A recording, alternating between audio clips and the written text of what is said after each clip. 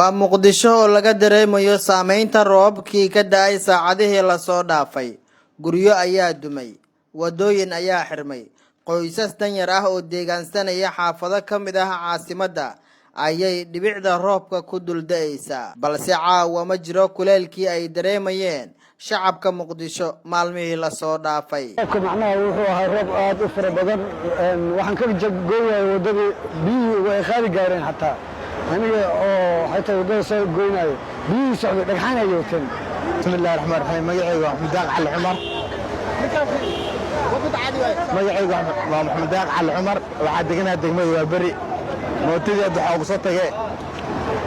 qalab bulxude meel aan soo maray waaye rafaad iyo dhib markii koo aad galay xataa mootada halis u galne dhowr halis u galay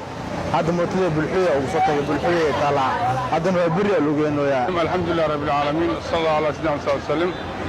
إلهي ما مهدس كلام أي وحال هذا عن داود محمد يوسف أطوى رحمة إلهي إنه كاني لكن حوجا سامين وحقوق شيء حوجا بشدي وضوي كي حوجا اسمه هذا وحكي دمي وحكي قصديهين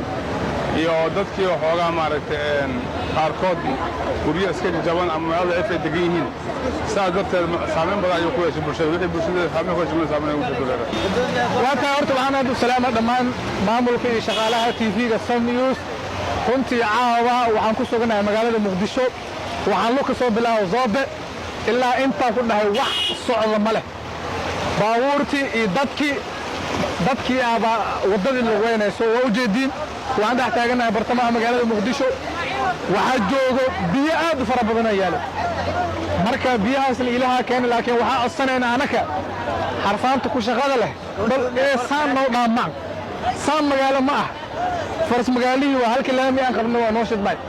هو بضوء ما هذا نقواس يبني ولا وينه مركب نبكى ساخبنا إليه وعن كبرينا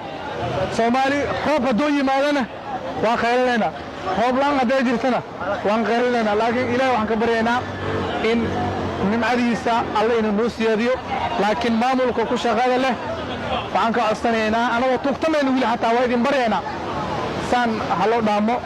waxaa jira khasaare isugu jira naf iyo maal oo ka dhashay roobkii ka da'ay caasimadda. maqlayn ma arkin laakiin waxaan maqlay in qof oo bajaaj ka dhacay oo biyaha ay harqiyeen saas waa la sheegay naag kale inay qaadeen laga gaarsiiyay waa la sheegay xagnahan iyo soobi banaadir laakiin waxa ana arkay ba qabli hal qof la sheegay oo biyaha ku dhintay laakiin ani ma arkin laakiin sidii dadka ay sheegayeen xaaladda saas ay ahayd marka waxaan ilaahay dhamaan aan ku wada faraxno raxmad ilaahay كسكون مامل كدولة وعن لنا سان حق ما هنا أنشرنا وقادنا وسين سان هنول دامو hay-adaha saadaasha hawada ayaa ka digay roob xooggan oo ka di'i doona